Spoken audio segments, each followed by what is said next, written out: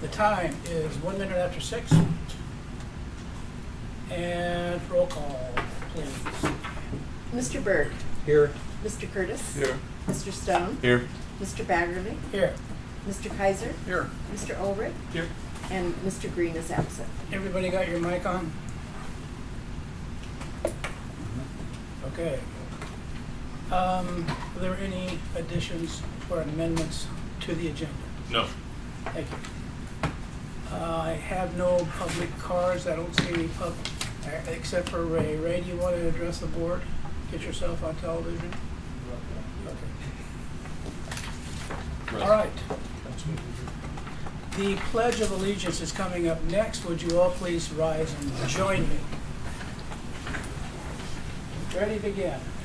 I pledge allegiance to the flag of the United States of America and to the republic for which it stands, one nation, under God, indivisible, with liberty and justice for all.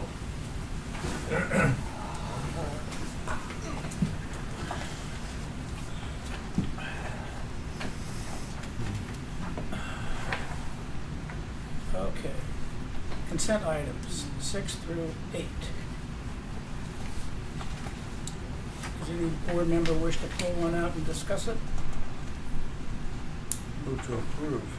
I'll second. We have a motion and a second. Can we have a roll call, please? Yes. Mr. Ulrich. Yes. Mr. Kaiser. Yes. Mr. Stone. Yes. Mr. Curtis. Yes. Mr. Berg.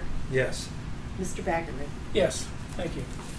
Item 9 is contract numbers 2018-08 and 2018-14 and 2018 sewer main pipe bursting project.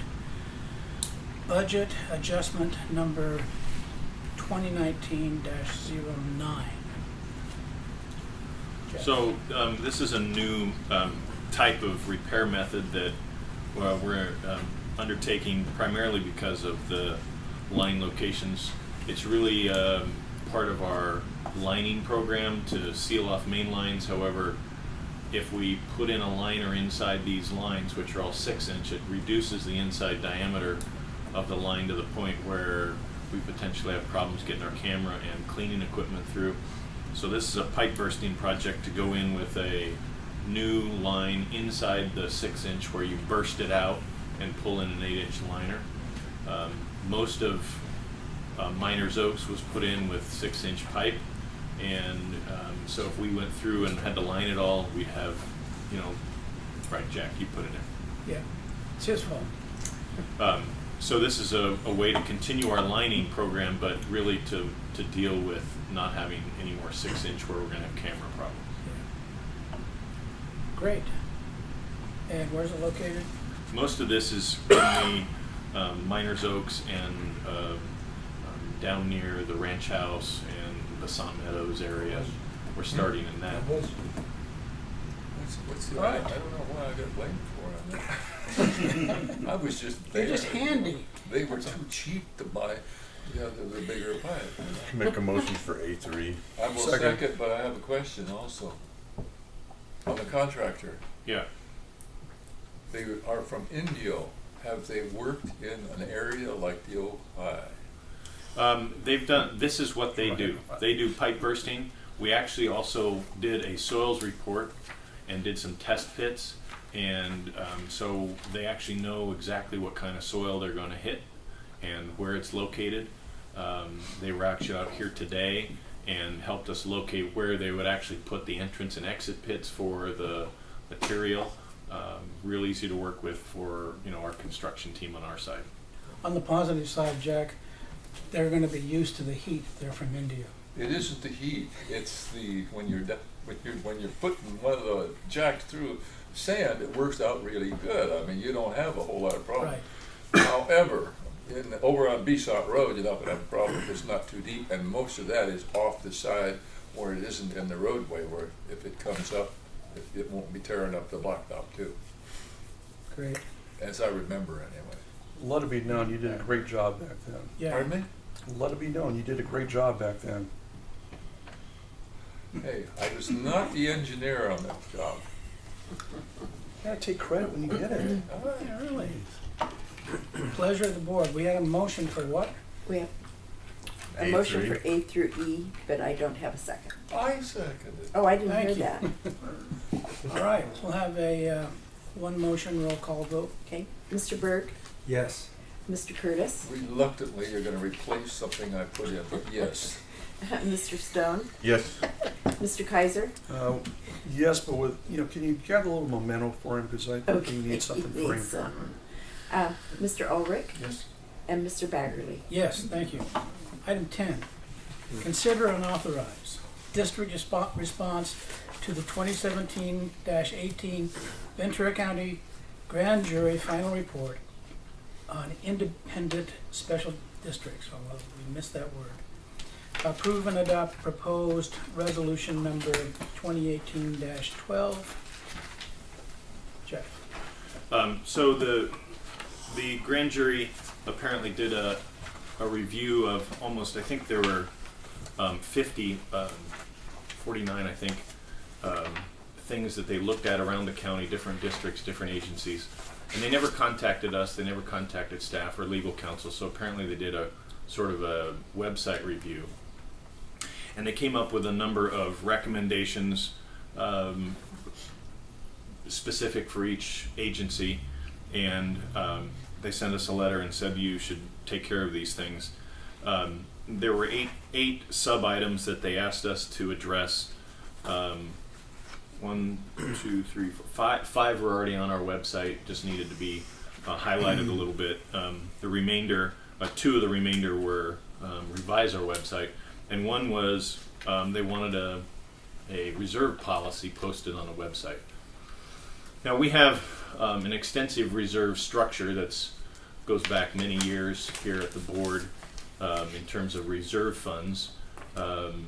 The district has in the past borrowed money for certain projects and has sort of made the fiscally conservative choice to pay as you go rather than paying interest charges continuously on every time we have a project go borrow money. So we developed this reserve program and reserve policy. We also have a number of studies that we've done in the past in terms of rate studies and our asset management plan. And so the attached resolution really highlights just all of those current and existing practices that we use, and highlights how we've come up with the various structures that are necessary to fund the district long term through regulatory and environmental issues. And so this is really just put those practices on a piece of paper and put them on our website, and then respond back to the grand jury and say yes, we did it.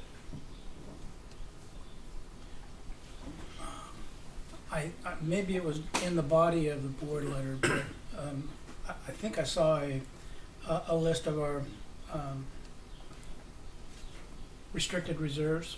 Right. Or our reserves. Right. And the color didn't show up. I want to make sure that we continue that practice of showing the Right. restricted reserves in red, like we do in Brenda's report. But I wanted to ask you about the bond payment reserve and the debt issued payment reserve. Those aren't discretionary, are they? They are, in the sense that you could accomplish the same bond constraints if instead of the reserve we bought it bond insurance, or at the time of the bond issuance we paid a different interest rate on the bonds. And so in theory they're not restricted, but in practice they are. Could we make them not red, but a different color with an explanation? Sure. I think it would be a good idea. And the same goes, one of the reserves is actually employee money in 457, deferred compensation program. So that's essentially restricted to the board because it's not. Anything you can, we don't want to show the little Hoover Commission money that's just laying around. Right. We can do that. Okay. How do you like teal? Teal's a nice color. We'll come up with something. Big Hoover doesn't like it. Oh, okay. Jack. I'd like to make a comment on the grand jury's thing here. On page 83, at the very top, they say California State Controller's Office lists includes only independent special districts. And then they proceed to take 49 districts that are in Ventura County and include that.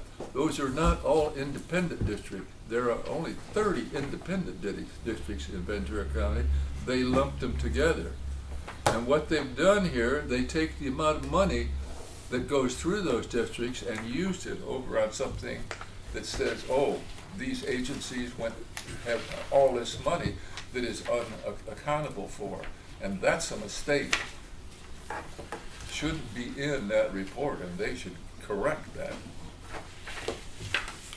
Maybe we should let that sleeping dog lie. It is the grand jury all. Oh, that doesn't make any difference. It's something the grand jury, but somebody else is going to read it and believe it.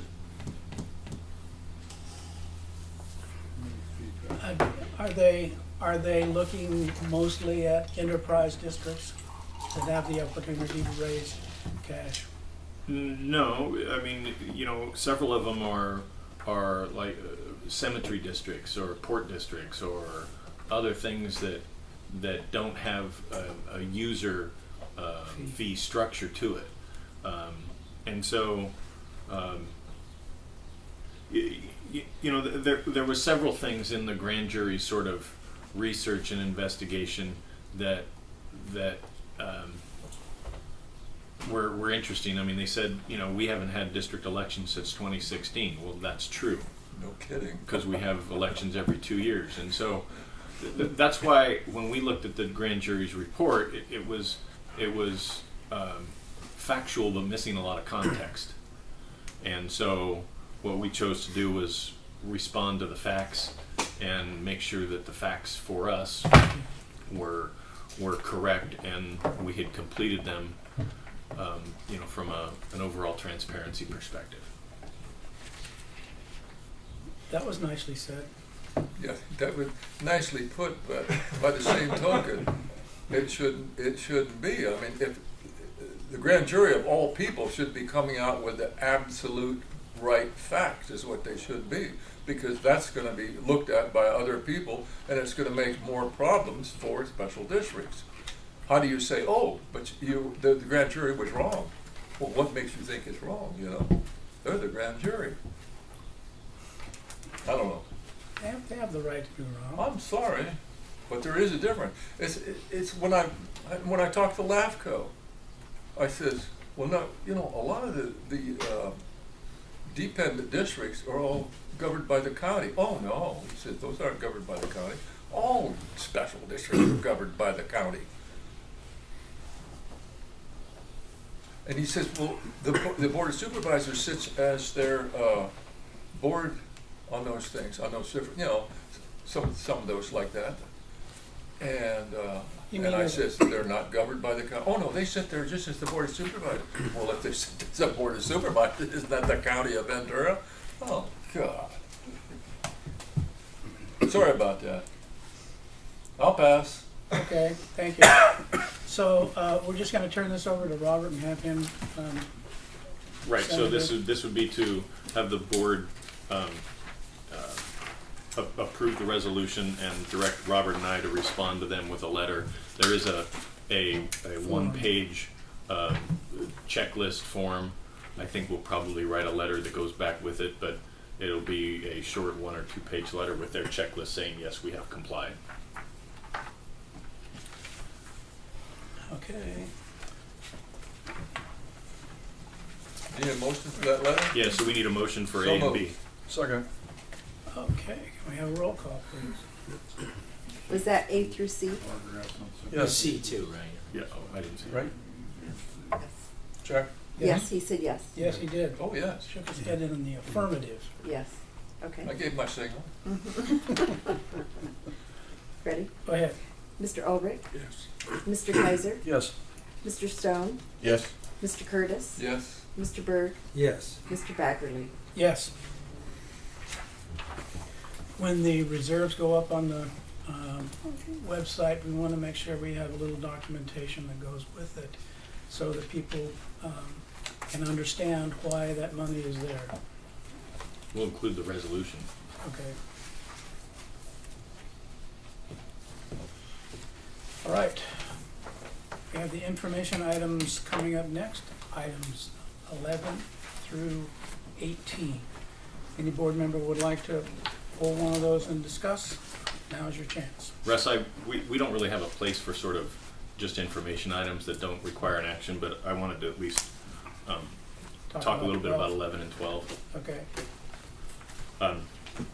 So the pretreatment continues to be, a growing program. We've included a short narrative and then some pictures. We're up to about 140 businesses that we need to reach out and touch at least once a year, some much more than that. That's required by basically the EPA, the federal regulations that trace through the state regional board programs to us. In the old days, not too long ago, as long as the water coming out of the treatment plant met certain requirements, that was good enough. And so even if some business was producing a little bit too much of one chemical or not, it really didn't matter as long as we met our discharge requirements. And really what's happened and what's changed is they've taken a much more proactive stance with us, saying, no, you have to go out and make sure that bad stuff doesn't get into the system. And so, essentially we're, in some people's minds, sticking our nose into people's business, but we're required to. We're required to visit them, we're required to photograph what they're doing, we're required to establish best management practices for them, and depending upon what kind of business they are, require them to do some sort of treatment or some sort of testing themselves before they even discharge to us. The problem that we see is that's a lot of work, and we also want to have good relationships with our businesses because regulations or the testing protocols and dump the chemicals on us anyway. So we included some pictures there. As businesses change and grow, things also get more restrictive. The Ojai Valley Inn, for instance, has 5 grease traps, so it's quite an exhaustive operation to visit them and check on them and make sure that things are happening. For a new business like Boku in the old Ford dealership, they're expanding their operation. They're trying to do things in their facility, and they're working with us, and we're working with them to try and make sure that goes smoothly. I understand there are some issues with getting their permits and so forth through the city, but it's up to us to try and make sure that we make it as smooth and as informative as possible when we work with them. We are going to be coming back to enhance this program. One of the biggest pieces of the program is documentation. We're going to have a database on all 140 of these places, inspection forms. Anytime they do any haul off of any grease or material, they have to keep track of it, provide us the information. So it's going to get a lot more exhaustive on the paperwork side.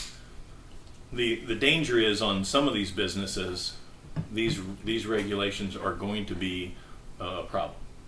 We have a couple of businesses that do manufacture certain chemicals where they are going to be required, because of the chemical nature of what they're doing, to test for pollutants that they discharge. Some of those tests are $1,000, a batch of samples, and so it's going to be very difficult for some of these businesses to meet those requirements.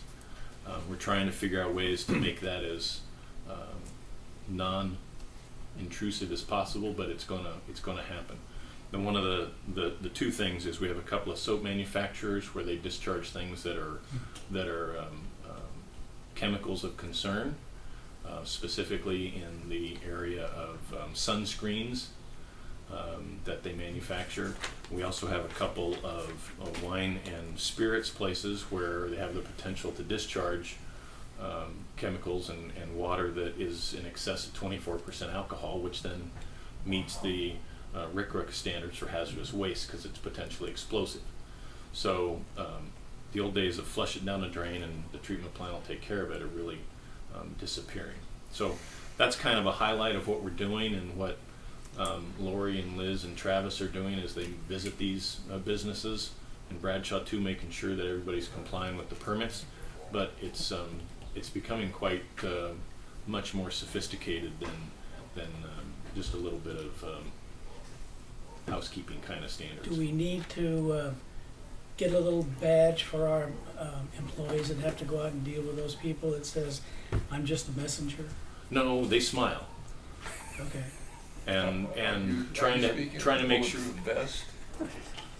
Not yet. Kelvar is not coming out. Kelvar.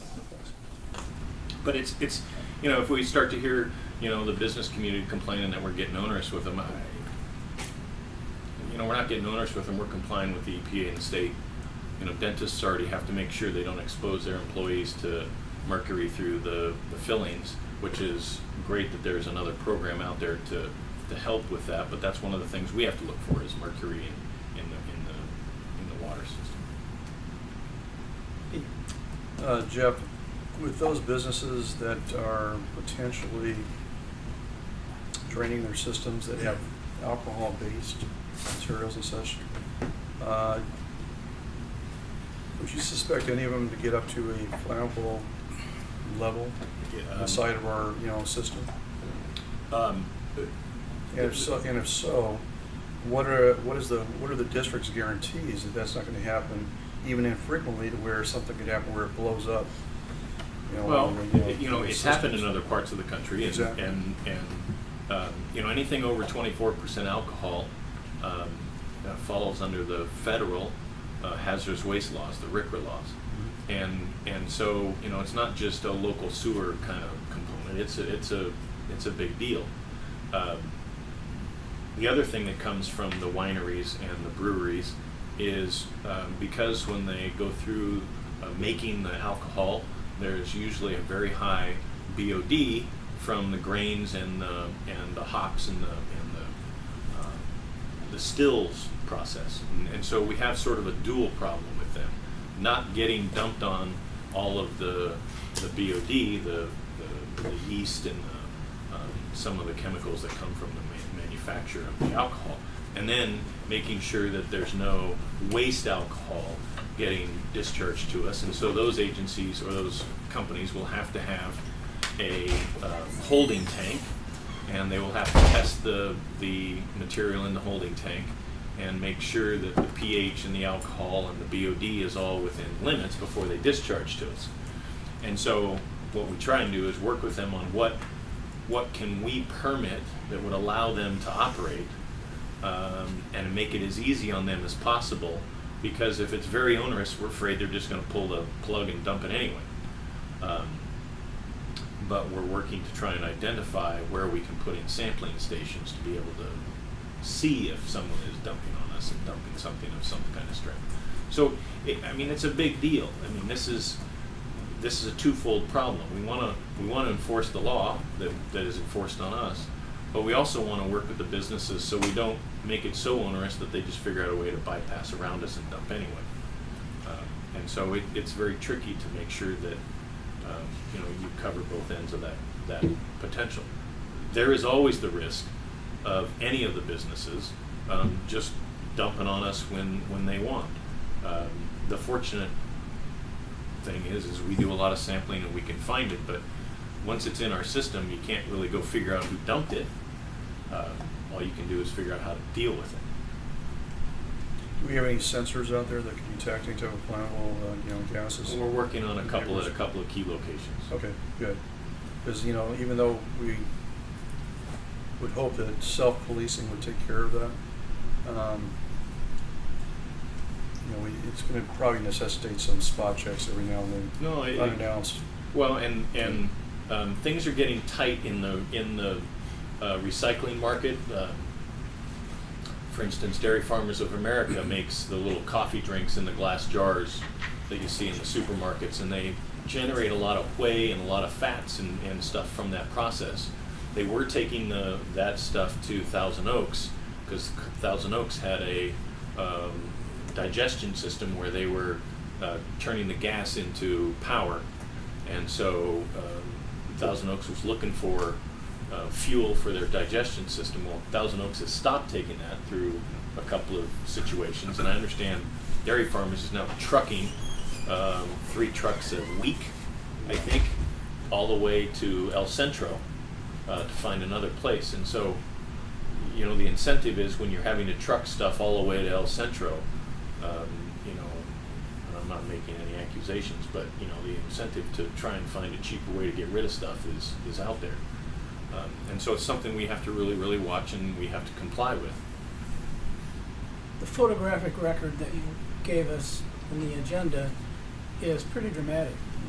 No, I mean, quite frankly, I'm surprised that a lot of some types of businesses can operate in California. I mean, this is upfront and very visible how hard it is if you're a small business. Just a restaurant having a grease trap is pretty hard to manage, much less some of this more sophisticated stuff. You know, if you're getting into any kind of chemistry, you know, if you're into soaps and shampoos and stuff, all the little minor chemicals that are used in those systems are pretty exotic and very difficult to deal with on this kind of level. And how do they get into the sewer system if that's going to be part of their product? Well, if they make a batch of sunscreen, then when they clean the batching equipment, Okay. and so we need to come up with BMPs and a system of how to help them come up with a way that's easy for them to clean their batching equipment and not just hose down the tank and dump it in the sewer. Do we have the authority to create something similar to an MSDS sheet that has to be in their records for Yes. how they Yes, do? yes. We for restaurants and fog, you know, grease, we just have best management practices on how the restaurant needs to operate. For any of these other systems where they have a more exotic chemical list, we actually have a formal permit where they then have to do certain things on how they test for pH, how they balance it out, you know, and very specific rules for how they deal with things like certain chemicals, certain pH, certain acidity, certain alcohol content. And so there's a difference between the permit for a restaurant that's got grease and a permit that's, you know, for somebody who's making alcohol. Right. Thank you. Just add one more Yeah, go question. ahead. Jeff, you know, referring to your picture 11-19, in there's some language that kind of implies that there was some corresponding foaming at a lift station. Yeah, so was that a violation then too? Or? Well, this is one of the businesses we're working with, and quite frankly, you know, we're going to have to. The business is going to have some problems complying because of the rules of what they make. But yes, we believe that they dumped some soap on us, got into the lift station, foamed the lift station, which from a practical standpoint probably isn't a big deal, except that the ultrasonic sensors that sense the level of the pump station read the top of the foam, not the top of the water. And so it becomes an issue dealing with the foam, you know, getting it diluted and defoamed so it'll all go through the pumps. Did we get a call out because of that? Yes. Yeah. No, those happened during the day, but it was a long day. How does that affect the bug soup at the plant? If these type of chemicals getting past the lift station? It's really hard to trace certain chemicals and certain incidents like this to certain performance at the plant, because the plant's treating 1.5 million gallons a day. You know, I don't want to say a little bit of a pollutant is you know, a catastrophe, but it's hard to find, you know, a specific problem over time, with the exception of certain alcohols and high doses of BOD and The certain bugs are a little lethargic when that happens. Well, I mean, it's a biological process. But and it's got alcohol in it, and they're having fun. You know, it's hard to say exactly what happens. You know, this happened at 9 o'clock, and at 10 o'clock we saw that problem. Is it a system that's all interrelated? Yeah. One of the highest problems that we worry about is very high or low pH. Those seem to make bigger problem swings than a little extra fat and grease. Do we need to establish an education program for biochemistry for our employees? Oh, they're learning really quick. No, you know, Riley and Carl at the plant have done a great job. Bradshaw's been fighting this problem for a number of years. You know, we're working through it. The biggest thing is we could take a very difficult position and just, be very onerous to the businesses. I'm not sure that we'll get compliance just by yelling, "You shall not do this," because there's so many ways people can cheat. Okay. That's, Jack, I'm sorry. Throw something at me. I just wanted to mention that one of the biggest producers of hazardous waste in the United States is the cosmetic industry.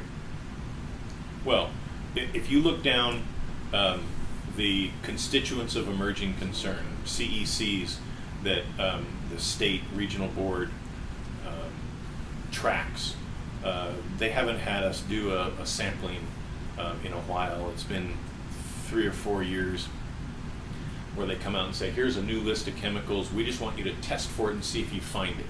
It's not in your permit as a permit limit, but we're just trying to figure out what level of pollutant of these kinds of things is ending up in the wastewater that's getting discharged into the waters of the U.S. The biggest group of those things are 2 sets. They're pharmaceuticals and they're consumer chemicals, perfumes, lotions, cleaning products. It is all in that area of that they, the consumer chemical companies can invent this stuff faster than we can test for it because they're trying to meet consumer demand for lots of things. And so pharmaceuticals and beauty care products are a big chunk of that. Any other questions on the pretreatment program? You want to do 12? Yeah, so I wanted to get, I've been getting some questions, and there's been some statements in the community about water. It's obviously a huge deal these days. And, it's something that we have looked at, not specifically district looked at, but have been looked at over the years, going back to the mid-'70s, a number of times.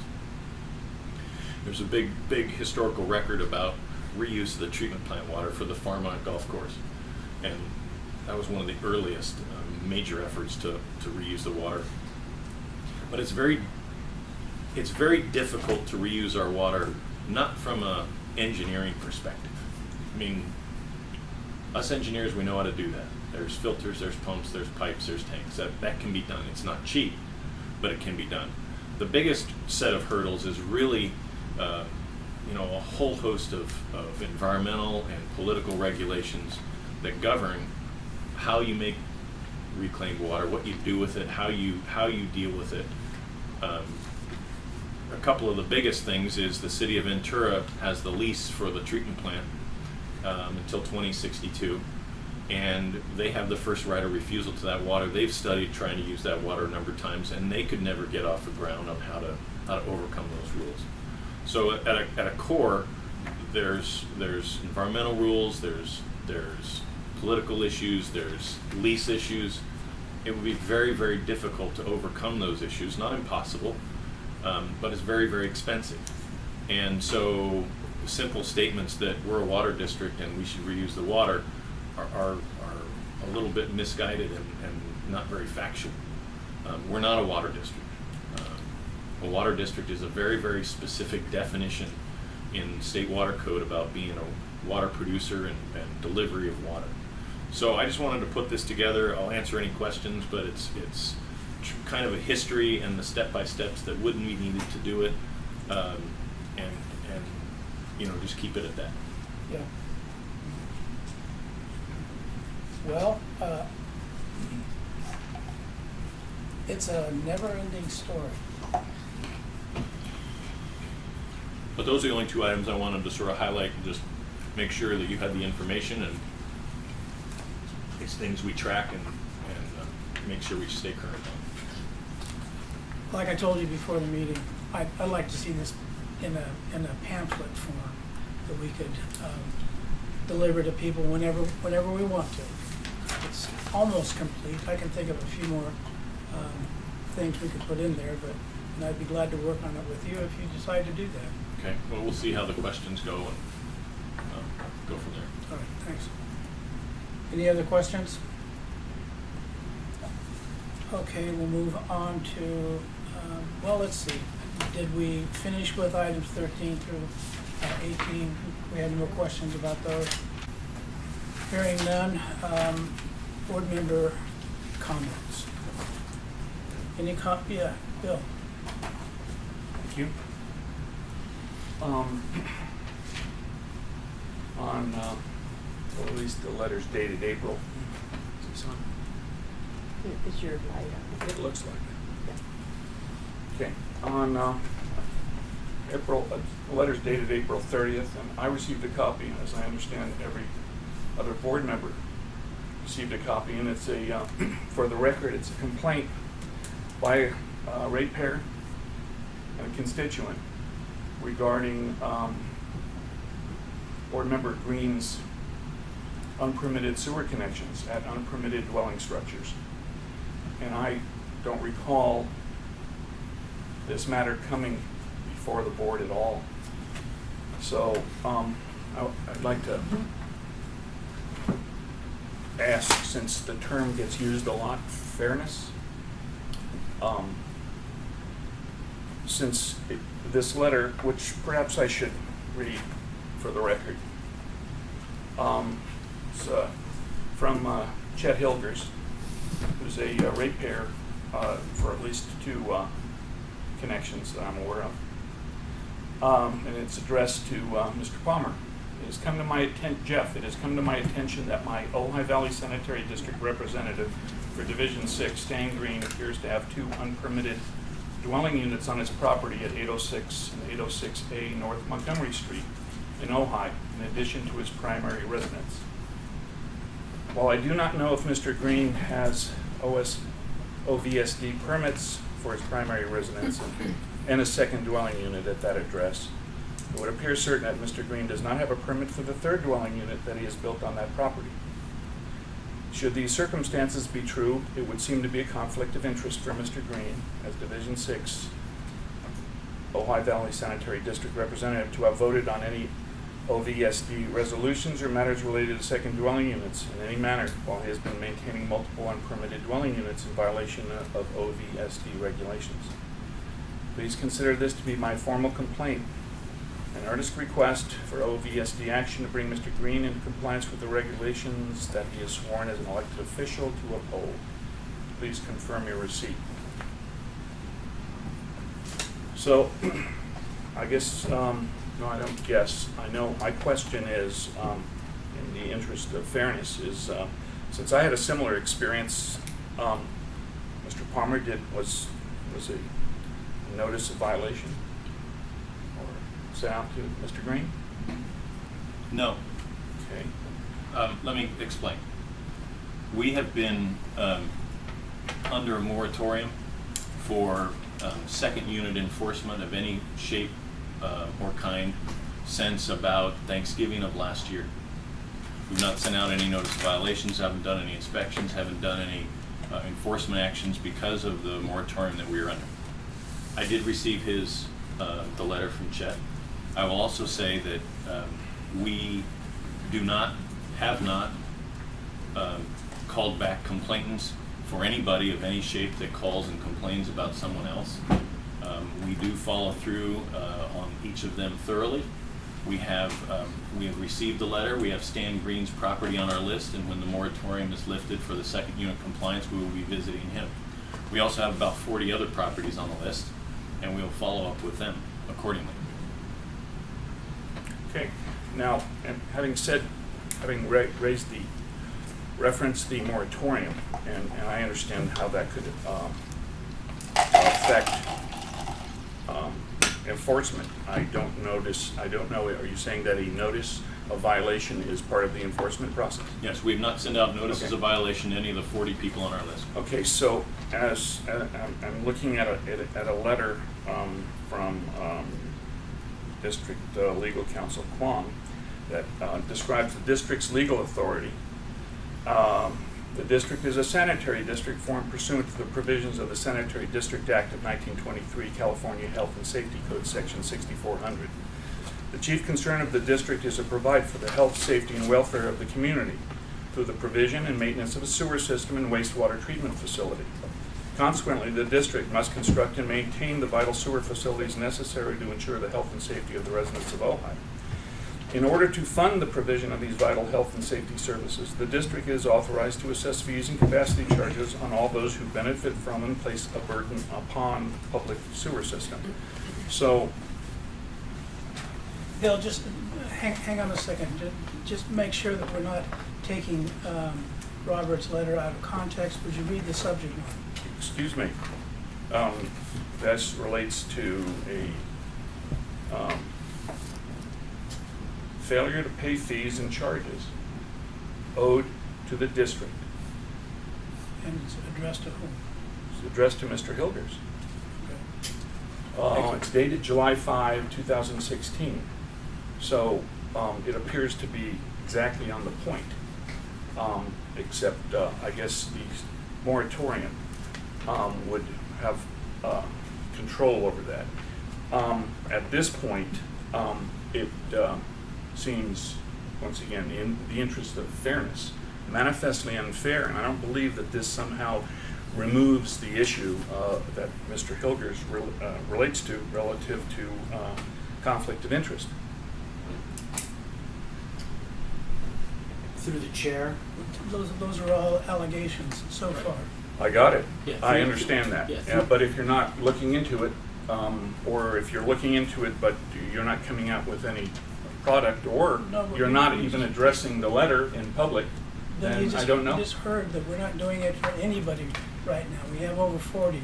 And as soon as the moratorium is up and we have a clear pathway for what we're going to do about second dwelling units and ADUs, then we can do that. Excuse me, Russ, I believe it begs the issue to the chair. I begs the issue because those 40, I again say, do not relate to board members. It's a different issue. So the fact Well, that you can this is answer that not, one, okay? Yeah, through the chair, I'd like to, this is a board member comment. This is not agendized to talk about Mr. Green's situation. It's not properly agendized for that purpose, and Director Ulrich, you're correct in asking the general manager for a response, and that can be agendized in the future. But the continued questioning of staff on this issue relating to a particular board member's compliance or non-compliance is improper under the Brown Act. If in fact it's going to be about Mr. Green, he should have notice of the fact that it's going to be about his situation here. I think the general manager has stated very clearly that he's treating everybody equally here. Equal protection means treating similarly situated people the same way. They're all similarly situated in that there's allegations of a potential violation of the second dwelling unit regulations. And Director Palmer, General Manager Palmer is treating them all the same and not taking action until such time as the moratorium is lifted and the regulations are changed so that they can be appropriately applied to these types of situations. So I'd ask through the chair that this discussion, frankly, end at this point in time. If Director Ulrich wants to ask that this matter be put on the agenda for a fuller discussion about enforcement discretion, then he has every right to do so. Are enforcement actions confidential or not? They are confidential as to the identity of complainants and of violators. And again, that would have to be publicly noticed. If you're going to talk about violations, you want to identify the actual violation, the person who's violated, and the issues involved in that. Until such time as that's being taken place, I'd like to ask the board to refrain from any further discussion about that matter. Okay. Bill, we're not, this is not going under the rug. As soon as the moratorium is lifted, they're going to look at it, okay?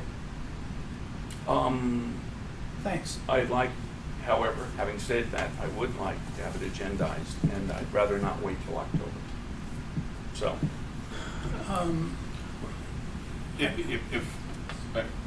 I'll put together the list of 40 and where we are, and I'll run it through Robert, and if we can do that with under the moratorium and the structure we are, we'll put it on there. Okay. I think also in the interest of full disclosure and transparency, since Bill mentioned that, I guess he had NOVs, et cetera, it's probably important for the public to realize what has happened with board members in regards to certain properties, et cetera, so there maintains this full transparency. I think that also there should be a revelation of any type of corresponding relationships between so-called plaintiffs as well as with board members too. Thank you. Okay, that's it. General manager comments. Yeah, I have a couple of things. After the 4th of July, we had a heat spell. Friday, it was 118 here. It was 104 at the plant. That was a Friday. Heat went through Saturday, Sunday. On Monday, normal scheduled operation. We see sludge build up in the filter channel. We shut down flow, effluent flow, divert it to the chlorine contact chamber, don't let it out, and clean the filter channel. When we put the filter channel back online, because the filters have been off for a while, it's usually our practice to add a polymer to the flow to help the particles coagulate better, help the filters function better. So we did a normal procedure, shut down the filter channel, turned it back on, added the polymer, and our turbidity went through the roof. Over the course of that Monday, Tuesday, and into Wednesday, we shut the flow off a number of times, cleaned individual pieces of the plant, various pipes and channels, the flock chamber. We were still struggling to get our turbidity down. Our turbidity limit is 2. We usually run between about 0.4 and 0.7. We were seeing numbers in the 6 to 10 range. Our turbidity discharge regulation is a 24-hour composite. On Wednesday, we violated that turbidity because we couldn't hold the flow and get it all clean. We were at a 2.18. We've reported it to the board and made necessary notifications. Through the course of cleaning everything, we identified that we were having a problem at our flash mixing pump, which is where the polymer is injected into the flow. On Wednesday, we tried some different ways of injecting the polymer. Finally, we turned off the polymer, and the turbidity fell back completely normal. It's been operating completely normal since we turned it off. So we're running without polymer, which is normal procedures, only running polymer when we have to. We started thinking that the polymer was the problem. There was definitely some debris in the flow, probably on Monday and Tuesday, but we looked at the polymer. The polymer has a label on it that says store in a cool, dry place between 10 and 30 degrees Celsius. 30 degrees Celsius is 86 degrees. We're convinced that the polymer got cooked in the heat event of the Friday, Saturday, Sunday, and then was actually contributing to the turbidity problem, not helping us solve the problem. So we're running without polymer now. We've ordered new polymer. We're going to go ahead and have the manufacturer come out and test the polymer, and we're doing a write-up of what actually occurred and how it occurred. Never had this happen before. In all the years at the plant that we've had a polymer problem like this in a heat wave, it never gets to 104 at the plant. Even if it's 100 here, it's 85 at the plant, maybe 90. It's information that the regional board can actually use if they disseminate it. So, obviously we had a discharge violation. We'll report it, we'll deal with it, but I think we have a pretty exhaustive both testing and management attack to solve the problem that was quite extraordinary given the heat. But it really is something that we had never even thought would be a problem given the temperatures and the flow down there. Should we provide a report to CASA? We'll work through it. We've got to get the manufacturer out here to do some bench testing of the existing polymer and see what they can find out, and then work with other trade organizations to make sure that nobody's having the same problem we do. Thanks. That's about it. Well, thank you. Must have been an exciting time. Is part of the problem the lack of flow? Absolutely. We've done some calculations of flow through various pipes at the plant. They're running at less than 1 or 2 cubic feet per second or feet per second, well below the scour velocity, so that if there's any solids at all, it just settles out in these pipes that are underground, and the only way to get them flushed is bump the flow way up and then get a big slug of debris out. So the low flow is definitely a problem. It's it is what it is. But it's just something that we're gonna have to manage through, and we're gonna have some of these unfortunately unique and weird problems to have to solve. Thank you. Any other actions before there, or issues before the board? If not, we're going to adjourn this at 6:51. Thank you all for coming.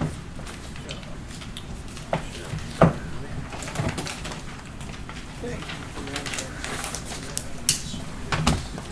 So this is a little show and tell. Normally when we connect up sewer pipe, when we do a repair, we use a coupling, and it's one big steel band.